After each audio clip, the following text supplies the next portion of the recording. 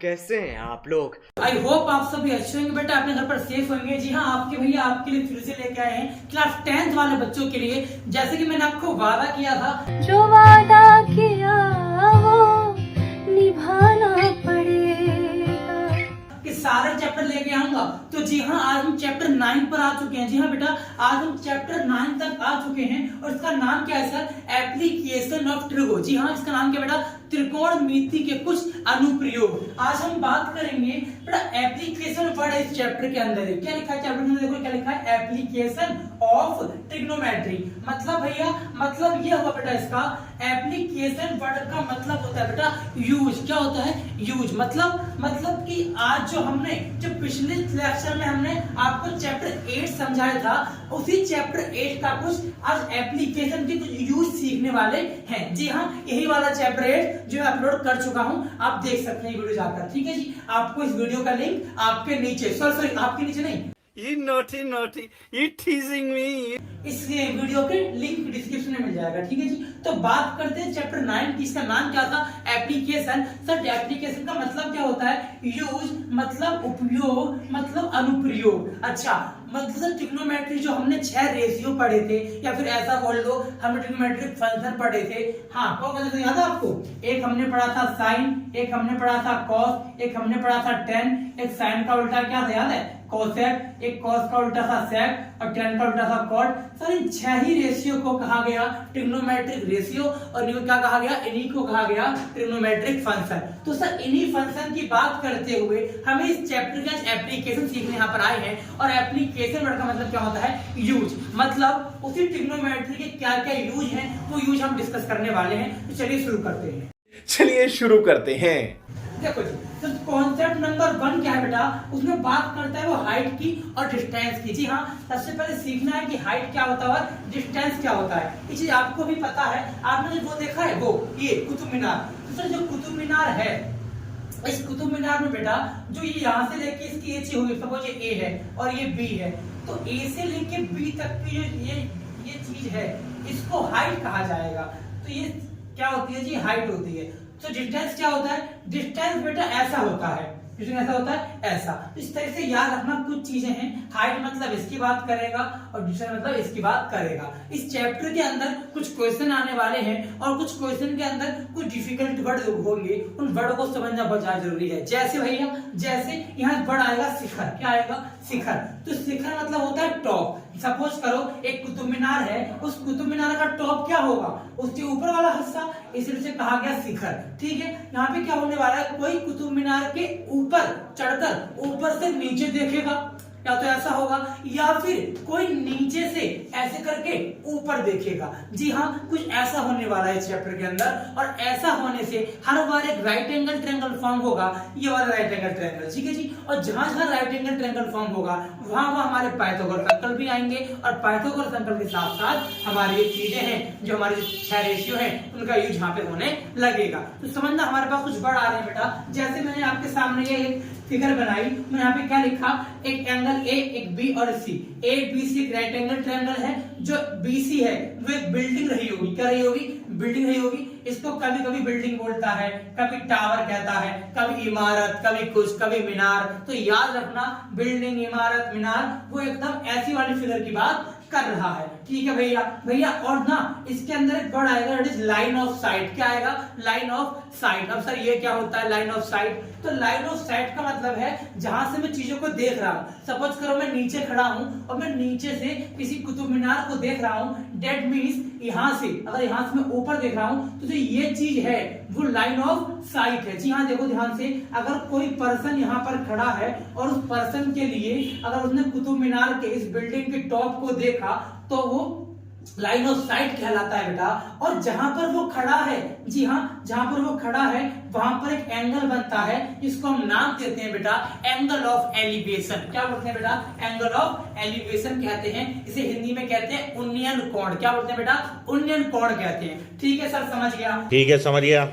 Sir इसका मतलब ये कहना चाहते हो यहाँ पे कोई तो नीचे खड़ा होगा और कोई ऊपर खड़ा होगा। जी हाँ, जो नीचे खड़ा है तो वहां पर जो एंगल बना उसे नाम देंगे angle of elevation, that is उन्नयन कोण। और कोई व्यक्ति अगर ऊपर से नीचे देख रहा है, डेट मीन्स जो वहां से ऊपर से लाइन बनेगी वो भी लाइन ऑफ साइट है, लेकिन वहां बनता है एंगल ऑफ डिप्रेशन। बात करेंगे देखो। इसके बाद अगर बात करो इसकी, देखो ध्यान से, सर यहाँ भी लाइन ऑफ साइट है और यहाँ भी एक ना, देखो यहाँ पर क्या है, व्यक्ति ऊपर खड़ा है। कहां खड़ा है जी? ऊपर खड़ा है और व्यक्ति ऊपर से किसी ऑब्जेक्ट को देख रहा है। सपोज कि आपके घर पे कोई दूध वाले भैया आए या फिर कोई भी सामान देने आए और आप तीसरी चौथी फ्लोर पर रहते हो, आप थर्ड फ्लोर पर रहते हो, तो आपने क्या करा, ऊपर से देखा कौन आया है। जैसे आपने ऊपर से देखा तो जिस जगह से आप खड़े होकर देख रहे थे वहां पर वो जो एंगल बना वो लाइन ऑफ साइट थी, वो लाइन ऑफ साइट थी। जैसे मैं टॉप पर खड़ा हूं थर्ड फ्लोर पर और जो मैंने इस ऑब्जेक्ट को देखा, उस दूध वाले भैया को देखा, तो जो ये लाइन है ये लाइन ऑफ साइट है। और सर जहां पे मैं खड़ा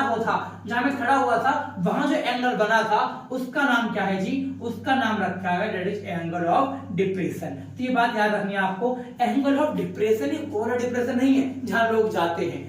मम्मी मैं ना डिप्रेशन में जा रहा हूँ। ठीक है जी, अब बात करते हैं।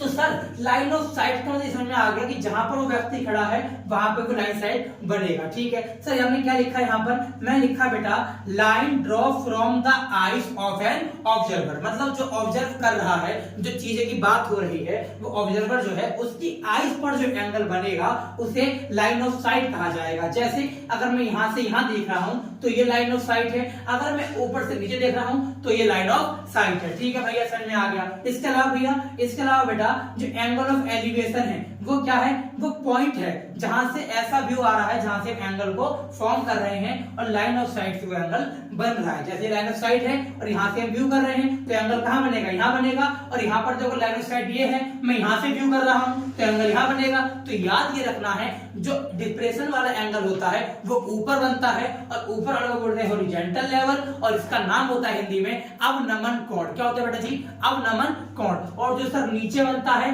उसे कहते हैं angle of elevation, that is उन्नयन कोण। ऊपर वाले को एंगल ऑफ डिप्रेशन, नीचे वाले को एंगल ऑफ एलिवेशन। इसके अलावा 2-4 नए वर्ड आएंगे, जैसे शिखर मतलब टॉप की बात करेगा। जैसे पाद मतलब होता है बेटा जी बॉटम, नीचे की बात करेगा। ठीक है, यहाँ से यहाँ तक की दूरी, उसे दूरी के नाम देगा। इस तरीके से कुछ होने वाला है। ठीक है जी, अब इस पूरा कॉन्सेप्ट था आपको समझने की कोशिश करी। अब इसके रिगार्डिंग कुछ क्वेश्चन करेंगे और कुछ बातें यहाँ पर डिस्कस करेंगे, क्या क्या चीजें वो होती है।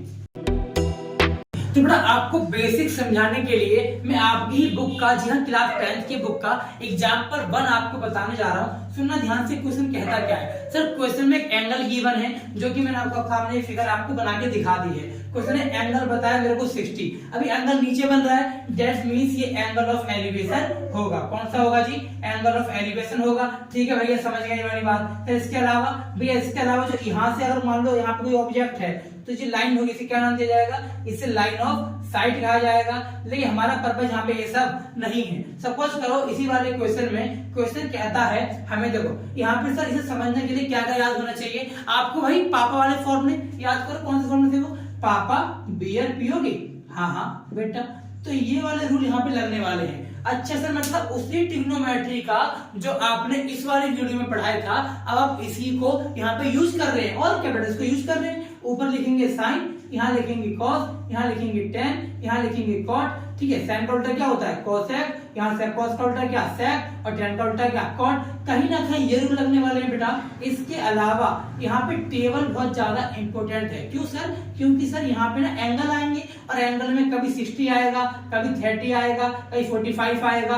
तो पता कैसे लगाऊंगा कि 10 60 क्या होता है? इसीलिए मैंने आपको कहा था कि जो ये वाली टेबल है वो टेबल याद कर लें, ज्यादा बेनिफिट रहेगा। वरना मैंने आपको बनाना सिखाई थी कैसे बनाते हैं। ठीक है जी, अब देखो क्वेश्चन करना क्या है। अगर इस क्वेश्चन में हमसे सपोज करो ऐसा कहा हो कि एक बंदा पॉइंट सी पर खड़ा है, ठीक है, और वो एक बिल्डिंग के टॉप पर देखता है। दैट मींस अगर क्वेश्चन में भैया फिगर गिवन नहीं हो तो भी हमें फिगर बनानी पड़ेगी, यानी फिगर हम बनाएंगे। ठीक है भैया, समझ गया। सर इसके अलावा तो करना क्या है? अब कुछ नहीं करना बेटा जी, जस्ट ये देखो क्वेश्चन में फाइंड आउट क्या करना है। सपोज मैंने आपसे कहा कि मुझे इस क्वेश्चन में ए और बी की हाइट निकालनी है, यानी एक बच्चा, एक ऑब्जेक्ट, एक बंदा, एक ऑब्जर्वर, जिस जिस इमारत को देख रहा था, जिस बिल्डिंग को देख रहा था या फिर जिस टावर को देख रहा था, उस टावर की हाइट कितनी है, वो हाइट निकालनी है। तो हाइट निकालने के लिए सबसे पहले आपको एंगल गिवन है। अब ये सोचो आपको गिवन क्या है। सर एक बात तो आपको एंगल गिवन है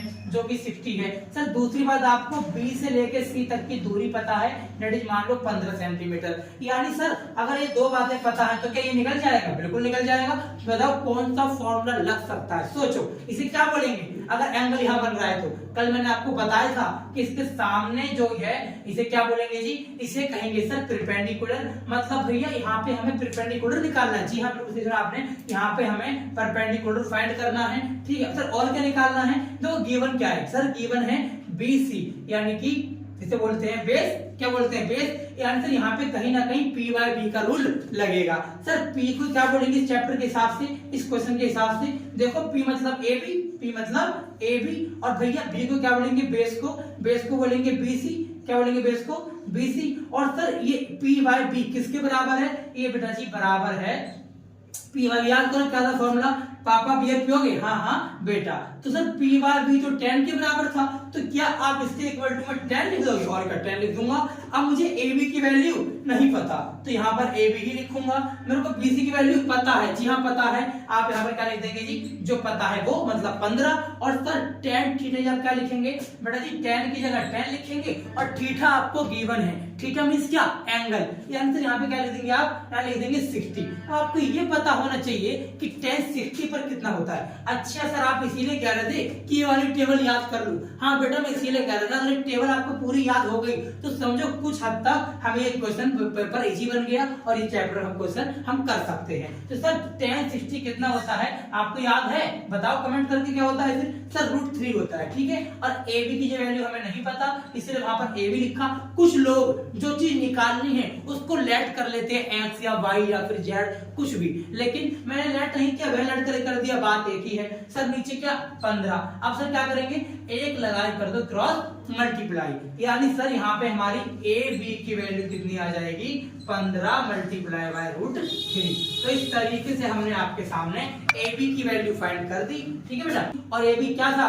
सर AB 15√3, जो कि इसकी इमारत बोल दो, बिल्डिंग बोल दो, हाई या फिर कुतुब मीनार बोल दो, कुछ भी फिगर हो, हमने उसकी हाइट निकाली। लेकिन याद ये रखना है इतना कुछ सॉल्यूशन करने के बाद भी हमें लास्ट में लिखना पड़ेगा the height of the building is 15√3 centimetre. इस लाइन एक स्टेटमेंट लिखने का आपको नंबर एग्जाम में मिलता है। ठीक है जी, इसके अलावा भैया इस एग्जाम में बहुत सारे क्वेश्चन आने वाले हैं। सपोज कि एक पेड़ है, क्या है? एक पेड़ है ना। अब वो पेड़ क्या हुआ? तेज हवा आई और तेज हवा आती पेड़ इस जगह से बिखर गया, इस जगह से टूट गया। अब इस जगह टूटने के बाद क्या हुआ? इस जगह टूटने के बाद ऐसे करके गिर गया होगा। ठीक है, तो यहाँ पर इस तरीके से अब यहाँ पर जहां भी टूटा वहां पे एक एंगल बना। तो कुछ कुछ ऐसे क्वेश्चन भी यहाँ पर बन जाते हैं। अब सपोज करो मैं आपको एक क्वेश्चन समझाने की कोशिश करूं तो ABCD इस तरीके से है। अब आपको यहाँ पे क्या कहेगा वो क्वेश्चन? सपोज बोलेगा पता कहां से टूटा है, तो आपको ये वैल्यू फाइंड करने के लिए कहेगा। तो सर मेरे को करना क्या है? मेरे को ये करना है कि इस वैल्यू को फाइंड करने में गिवन क्या है वो देखना पड़ेगा। ठीक है, उसके हिसाब से काम होगा। जैसे मुझे यहाँ पर ये पता था, तो सर आपने यहाँ पे 10 लगाया, क्या मैं यहाँ पे कॉट लगा सकता हूँ? हाँ लगा सकते हो। अगर आप कॉट लगाओगे तो इसको उल्टा लिखोगे, यानी B ऊपर P नीचे, और B ऊपर लिखा P नीचे लिखा, तो बेटा आंसर सेम आएगा। तो मैं चाहता हूँ कि आप लोग कोट लगा के भी इसका आंसर निकालें और मुझे बताएं कमेंट करके कि आंसर सेम आया था बेटा। ठीक है, अब इसकी बात कर रहा था मैंने कहा पेड़ टूट गया। ठीक है, पेड़ टूट गया। अब ट्री टूटने के बाद जो एंगल बना, मान लो यहाँ पे क्वेश्चन का 45 डिग्री का एंगल बना। अब फिर से करना कैसे होता है? कुछ ना कुछ क्वेश्चन देगा।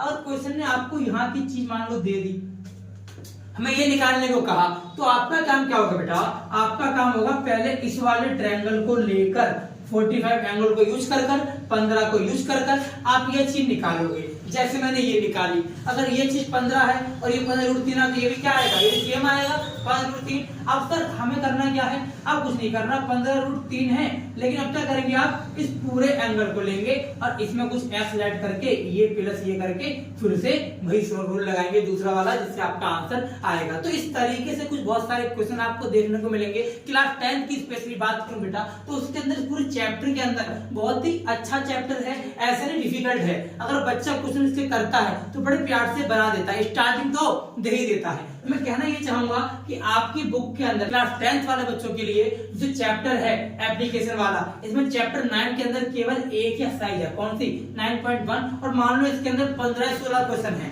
अब सर 15-16 क्वेश्चन में जो सबसे वीआईपी क्वेश्चन है जो एग्जाम में आते ही आते हैं, वेरी इंपॉर्टेंट, तो बड़ा क्वेश्चन नंबर 10 से लेके लास्ट तक है। तो प्लीज क्वेश्चन नंबर 10 से लेके लास्ट तक सारे ट्राई करना।